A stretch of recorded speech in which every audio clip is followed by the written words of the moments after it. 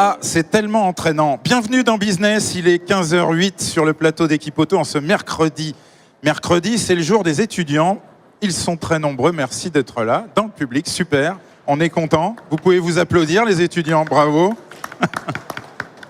On est là pour parler lavage. Lavage, effectivement, c'est une diversification rentable. Est-ce que c'est un marché toujours en développement et que proposent les fabricants et les enseignes? On va le savoir tout de suite avec nos invités en plateau et notamment à côté de moi, Pierrick Baudret pour Total Wash. Vous êtes responsable France. Il n'y a pas de directeur chez vous, il y a des responsables, hein, c'est ça. Exactement. À côté de vous, Sophie Vergne, l'application Clean.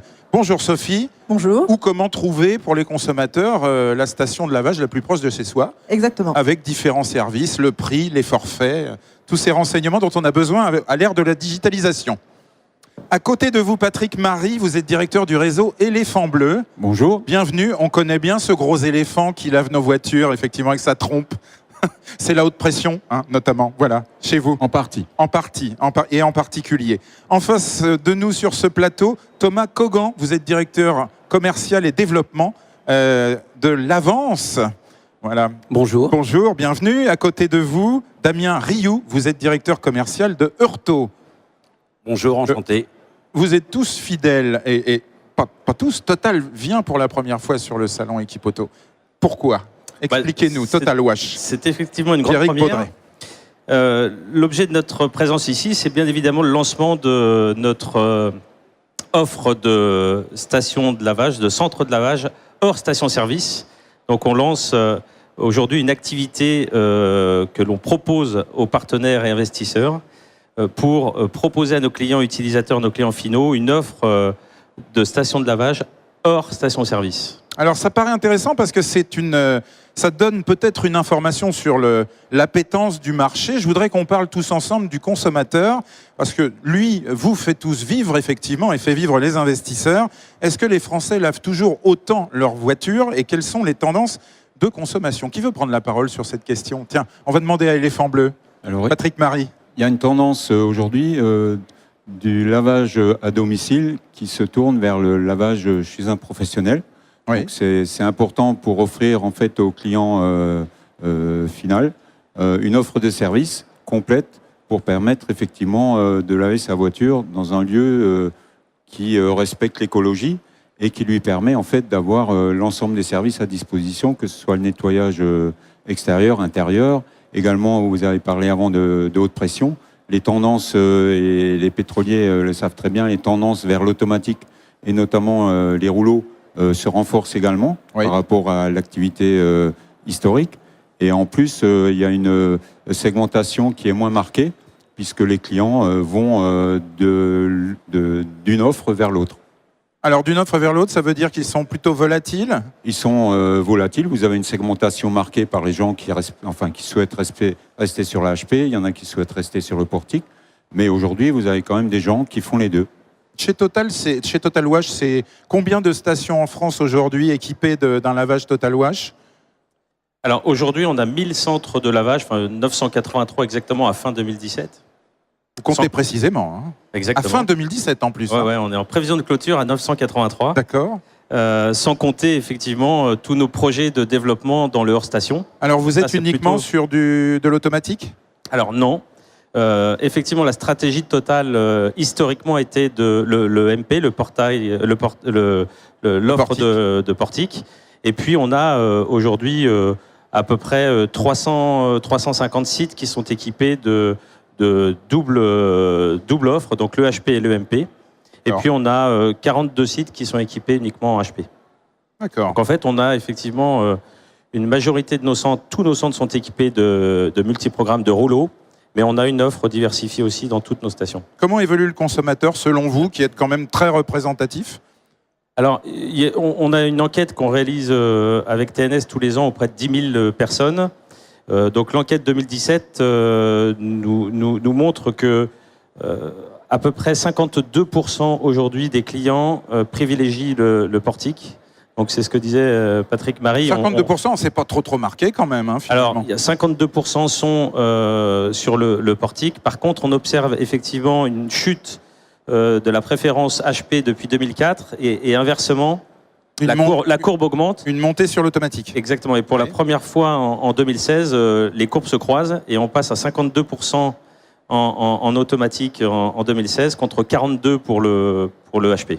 Alors, on va demander aux fabricants ce qu'ils en pensent. Effectivement, chez l'Avance, Thomas Cogan, est-ce que la tendance est observée de la même manière? Alors, la tendance effectivement... Vous avez été patron de l'enseigne Superjet, on le précise. Oui, tout à fait. Vous êtes un opérationnel. Et je m'occupe toujours du développement de cette enseigne, où nous avons également 350 stations, un petit peu dans les mêmes proportions que Total d'ailleurs, avec effectivement une cinquantaine de stations mixtes, on va dire, et puis pour le reste, des stations essentiellement portiques. Au niveau du consommateur, des tendances, le consommateur, des courses, les tendances, alors on s'approche un petit peu, bon, j'avais des chiffres un petit peu plus à l'équilibre, mais globalement on est à 45-45 et on a toujours 10-15% de clientèle qui sont non pas volatiles mais complémentaires. Ils vont utiliser aussi bien le rouleau ou alors éventuellement des fois faire un pré-lavage parce qu'ils ont le sentiment que ce sera meilleur comme ça en HP et puis ils vont partir sur le rouleau après. Donc il y a cette partie 10-15% qui restera sur les deux entités. Mais sinon, on s'aperçoit que si on ne fait que le rouleau ou que la haute pression, effectivement, que ce soit 40 ou 50%, j'en conviens, il manque vraiment une partie du business. Ça, c'est clair. C'est cette volatilité dont vous parliez, Patrick Marie, effectivement, entre les uns et les autres. Mais ce que vous disiez, c'était important au niveau de la consommation. On a donc aussi un accroissement du marché avec un déplacement des gens, ceux qui continuaient à faire leur lavage chez eux, qui de plus en plus vont déléguer finalement la prestation ou bien la faire dans un centre spécialisé? En fait, l'augmentation des acteurs du marché du lavage permet aussi d'offrir un service multiplié et donc forcément le consommateur a le choix et a plus de choix aujourd'hui de laver sa voiture. On sait très bien que historiquement les gens lavaient la vaisselle à la main. Aujourd'hui, tous les ménages ont un lave-vaisselle. Pour la voiture, c'est pareil. Je pense que le do-it-yourself va forcément aller plutôt vers l'automatique. Et les gens qui sont à domicile vont aller sur les centres de lavage spécialisés. Donc, pour revenir sur les parts de marché, nos études de marché historiques, on était plutôt sur effectivement une courbe croisée HP qui montait et portique qui descendait. Après, il y avait une stabilité entre 60% de HP et 40% de portique. Et effectivement, aujourd'hui, on se rejoint vraiment fortement. 50-50. Et comme le dit Thomas, je pense qu'il y a 10 à 15% de gens qui font les deux.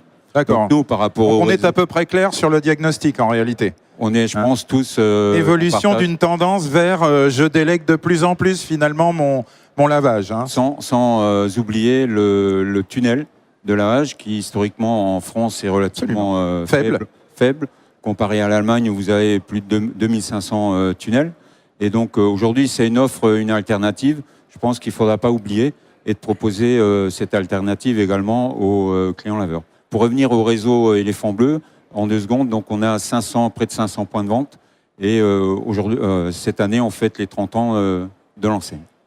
Sophie Vergne, donc vous avez lancé une appli qui s'appelle Clean avec un K, K-L-E-E-N. Vous constatez, enfin je ne sais pas, depuis quand est-elle opérationnelle? Combien avez-vous d'internautes qui l'utilisent aujourd'hui? Donc Clean, c'est une application effectivement qui a été lancée il y a à peu près 1 an et demi. Donc vous avez un peu de recul? On a un peu de recul. Alors le principe, c'est en fait notre constat, notre envie, c'est de simplifier et de digitaliser l'expérience du lavage. Donc Clean, c'est une application mobile qui est gratuite pour les conducteurs. On géolocalise le conducteur, on lui indique la station de lavage la plus proche, que ce soit rouleau, géo de pression ou lavage à la main, et on lui permet d'acheter son lavage via l'application, voire de l'activer directement depuis son smartphone. Est-ce que vous pouvez orienter vers soit un choix, soit l'autre en termes de technologie? Alors, en termes de technologie, en fait, ça s'appelle le prix pour orienter ou la qualité. Ce sont un peu les deux vecteurs, mais c'est intéressant que vous posiez la question parce qu'on a réalisé une étude pour essayer de comprendre quels étaient les drivers de décision pour choisir une station ou une autre station. Ouais. Et en fait, ce qu'on constate, c'est les personnes qui sont venues sur Clean nous disent qu'en gros, 1 personne sur 2 a changé ses habitudes. Et quand on s'intéresse aux raisons, donc 60% c'est en question du rapport qualité-prix. Donc on préfère aller sur, on va dire pour 5-6 €, on préfère aller sur une station qui va être bien notée par la communauté. Ça va nous inciter parce qu'on est sûr d'avoir un résultat de lavage en face. Un autre driver, c'est tout simplement, on leur a fait découvrir des stations qui étaient plus proches de chez eux mais qui n'avaient jamais Ils ne connaissaient identifié. pas. Oui. Et enfin, certains viennent parce que ce sont des geeks ou en tout cas, voilà, ils trouvent ça beaucoup plus simple de consommer avec son smartphone. Et il n'y a pas de driver lié à je préfère déléguer complètement ou je préfère la haute pression? Alors, Parce que ça m'étonne, moi qui salis souvent mes chaussures avec la haute pression et qui de temps en temps, effectivement, me trouve avec des vieilles installations aussi en termes de rouleau. Des fois, je suis déçu dans les deux cas. Donc Oui. il y a une histoire Alors, de il qualité et existe une histoire aussi- de choix. Voilà, nous on référence aussi effectivement les personnes qui font des acteurs qui font du lavage à la main, que ce soit avec eau ou sans eau. Aujourd'hui, ce qu'on remarque, c'est que c'est quand même il y a 7% aujourd'hui des consommateurs qui optent pour ce choix-là. C'est pas du tout le même panier moyen. On est plutôt autour de la trentaine d'euros, on va dire pour le premier lavage un peu basique. Donc c'est une catégorie qui est prête à dépenser un peu plus d'argent dans son lavage. En revanche, on a constaté des choses intéressantes sur le lavage à domicile. Donc les personnes qui soit ne lavent pas leur voiture, soit la préfèrent lavent à le faire domicile. eux-mêmes.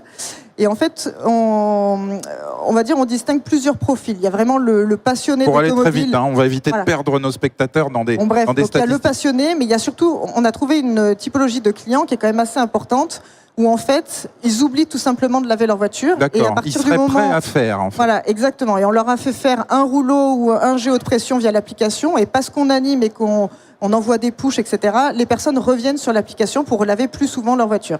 D'accord. Alors, on a aussi un driver très important sur ce marché, puisqu'on est là pour parler à des professionnels aussi. Le client, c'est important. Il y a aussi l'innovation. Et il y en a des innovations sur ce marché, effectivement, et on en a découvert une, c'est celle d'Orto. Damien Rioux, vous êtes le directeur commercial de l'entreprise, et Oui. vous avez même obtenu un grand prix de l'innovation. Expliquez-nous pourquoi. Tout à fait. Donc moi, je vais être beaucoup plus tranchant sur la répartition entre le système automatique et le système HP. Aujourd'hui, moi, je dirais, par rapport au système automatique, on est plutôt à 60-40, 40% pour le système HP. Ça, c'est ce que vous voyez, vous. Moi, c'est ce que je vois, moi, D'accord. même sur le terrain. Bon, donc, on va dans le sens plus grande automatisation Tout de à toute fait. manière. Voilà. Et c'est pour ça qu'on a mis Orto, une entreprise familiale sur rouennaise, en Normandie. Et on a activé sur l'innovation de l'EasyJet. L'EasyJet, c'est un portico de pression sans contact qui peut s'installer sous une piste HP. Aujourd'hui, en Sous une France, piste HP, c'est-à-dire avec une emprise au sol vraiment plus faible qu'avec c'est-à-dire un rouleau. sous 4,50 m de rail, c'est-à-dire dans une aire de centre HP qui fait 6 mètres de long, on pourrait installer un système automatique sans avoir de frais au niveau du génie civil. D'accord. Au niveau de tout ça, on est parti donc toujours avec une certaine écologie d'eau par rapport au système haute pression. Donc on a installé tout ce... On est parti vraiment sur les EasyJet pour pouvoir avoir un service. On a quand même 80 000 pistes 50 000 pistes en France HP qui sont 50 000 pistes potentielles qui peut accepter l'EasyJet dans un centre HP. Est-ce que c'est une bonne idée, Patrick Marie, par exemple? Je ne sais pas si vous êtes la bonne personne à qui poser la question, finalement, puisque l'enseigne Éléphant Bleu, elle est propriétaire de ces concepts, hein, finalement. Mais sur le principe, est-ce que c'est une bonne idée de vouloir rééquiper, finalement, une piste qui marcherait moins bien dans une zone de chalandise avec ce type d'équipement? Bah, écoutez, depuis le développement du portique chez l'Éléphant Bleu à partir de 2008, on a transformé ou transposé notre concept touchless. Enfin, le concept Éléphant Bleu, c'était de laver sans toucher la carrosserie. Et donc, on a développé un brevet où on rince les brosses et on passe la HP avant de toucher la voiture. Donc, la proposition HP complète automatique est une alternative où le client laveur va en fait faire son marché. Ça répond à une attente de marché, en réalité, hein. Je ne sais pas si le client laveur aujourd'hui attend ce type de système-là, produit, oui.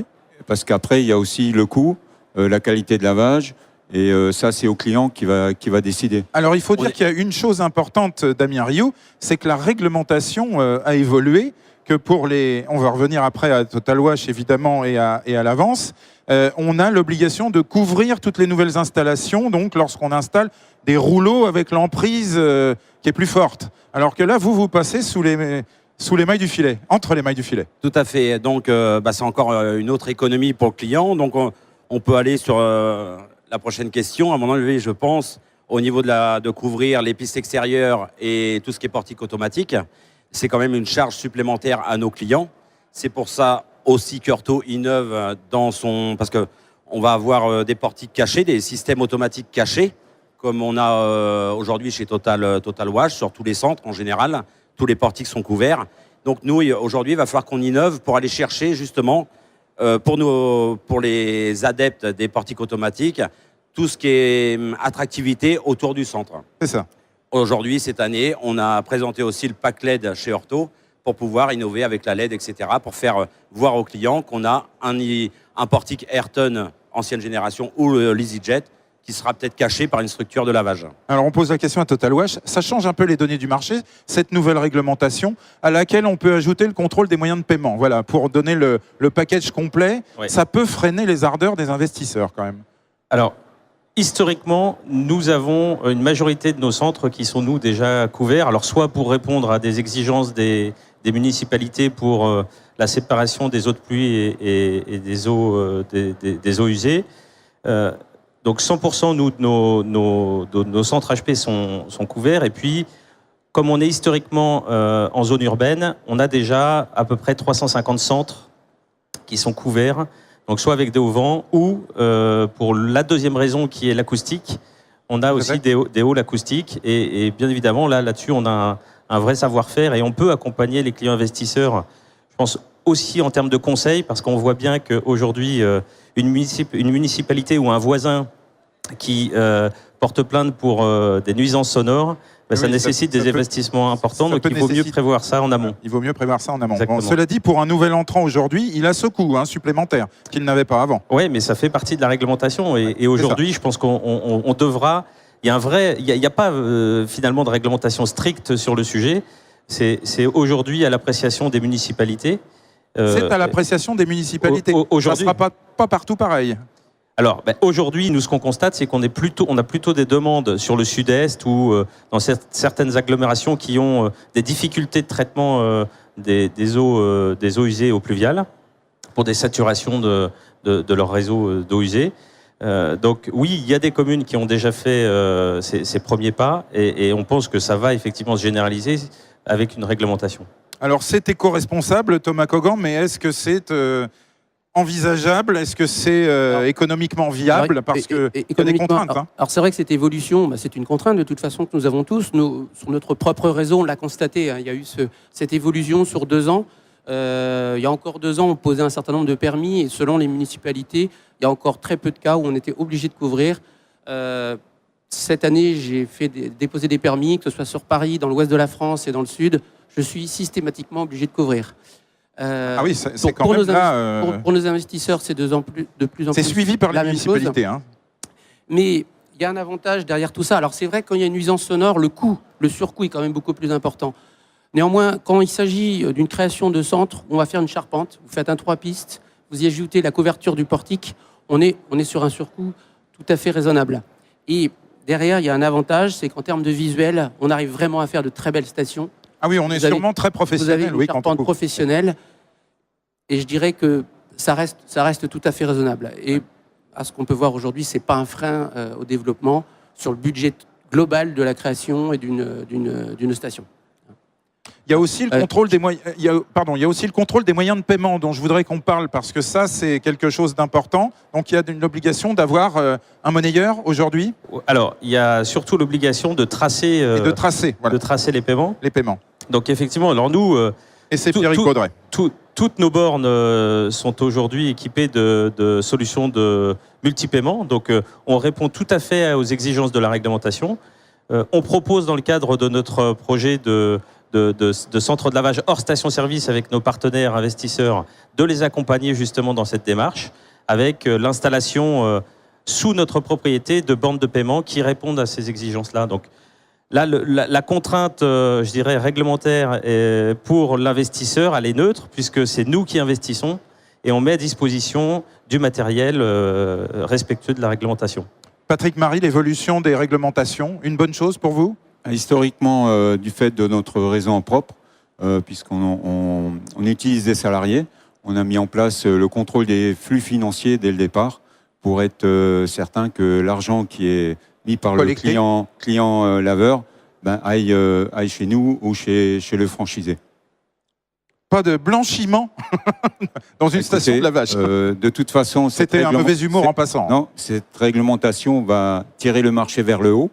Et ce qui est en fait l'objectif de l'ensemble des acteurs, c'est de proposer vraiment pour les investisseurs comme pour le client laveur, un service de qualité et qui respecte en fait la réglementation. On est vraiment dans la professionnalisation du métier, hein, si on voulait résumer les choses chez Heurtaud, chez l'Avance. Je vous donne la parole, Alain. Et oui, donc par rapport au niveau des caisses, là, tout ce qui est monétique, aujourd'hui encore une nouvelle innovation chez Heurtaud. On a créé la division Center Pay. Ah, vous vous défendez bien. Et on est en cours de certification, justement, pour tous nos éléments monétiques. Très bien. Et pour l'instant, à vrai dire, on ne sait pas comment les stations vont être mangées en janvier 2018. Mais pour nous, dès le 1er janvier 2018, on doit être opérationnel sur le traçage de la monétique. Oui, c'est ça. Voilà. Thomas Cogan, bonne nouvelle, cette professionnalisation, ça ne peut que bénéficier de toute façon, ça ne peut que structurer le métier. C'est ça. Et puis, il faut savoir que, alors nous, de la même manière, on se prépare depuis déjà des années à cette orientation, puisqu'avec notre outil LavAccess qu'on développe chez l'Avance, on propose à tous nos clients un moyen de gestion, à la fois pour optimiser le fonctionnement du portique, puisqu'on est alerté des pannes, de leur fonctionnement, mais on a aussi tous les éléments de gestion, les chiffres d'affaires, lavage par lavage, heure par heure. Vous êtes informé de tout. Et de ce fait, on a l'outil déjà prêt pour lequel on travaille. Maintenant, il faut le faire certifier par rapport aux nouvelles réglementations qui arrivent. Mais on est prêt sur ce principe. Et c'est plutôt sain. Après, au-delà de ça, sur la partie paiement monétique, je dirais c'est sain. Et de toute façon, on va vers ça. On le voit de manière extraordinaire. Le paiement sans contact est aujourd'hui se démocratise à une vitesse grand V. Nous, aujourd'hui, je vois par exemple sur notre famille de produits, dans notre filiale EMIC, il faut savoir qu'aujourd'hui, on vend même un gonfleur, un aspirateur, un parfumeur, avec son module paiement sans contact. Il y a encore 2 ans, on ne pouvait même pas y croire. Aujourd'hui, on a des progressions de chiffre d'affaires, et ça va assainir le marché. Et je dirais que derrière la notion de la traçabilité, on n'en parle même plus. Voilà, EMIC, dont on rappelle que vous venez de racheter cette entreprise. Alors, pour aller très vite. Ça fait 10 mois, je vais pas effectivement peut-être reprendre l'histoire, on n'en aura pas le temps aujourd'hui. C'est pas la peine. Mais c'est vraiment un métier complémentaire au métier de l'Avance aujourd'hui en matière de pièces détachées, de périphériques et de rénovation de centres, bien sûr. On va terminer avec vous, Sophie Vergne, on vous donne le mot de la fin. Laver plus et laver mieux grâce à la digitalisation. Oui, donc effectivement, le paiement est un sujet. Donc nous, on a opté pour carrément digitaliser ce paiement directement via l'application. La prochaine étape, c'est d'activer de manière digitale le lavage. Donc nous, on annonce un certain nombre de partenariats pendant le salon avec des monéticiens du lavage, que ce soit EAS ou Covestero. Donc aujourd'hui, on est capable non seulement d'acheter son lavage via le mobile, mais en plus, via un QR code, de démarrer sa borne ou directement via le smartphone. Donc on pense que c'est le sens de l'histoire. En tout cas, c'est ce que les consommateurs veulent, de la simplicité de paiement. De la simplicité de paiement, du professionnalisme. On a bien compris le message, vous l'avez tous très bien fait passer. Je termine avec une information, je crois qu'Hypromat a lancé une carte pour les professionnels. Donc ça, c'était une info à rajouter en plus. Merci beaucoup, madame, messieurs, de ce plateau passionnant, rapide, tendu, effectivement, tendu au sens beaucoup d'informations. On vous retrouve chez Total Wash en 1P52, on retrouve Hypromat en 1S27, ils vous êtes tous dans le hall 1 d'ailleurs, l'Avance 1M42 et Heurtaud en 1P20. Heurtaud qui sera de nouveau tout à l'heure sur ce plateau parce que lauréat d'un Grand Prix de l'innovation. Félicitations. Tiens, allez, applaudissements pour la société Heurtaud. Excellent après-midi sur Equipoto. Merci beaucoup. Merci.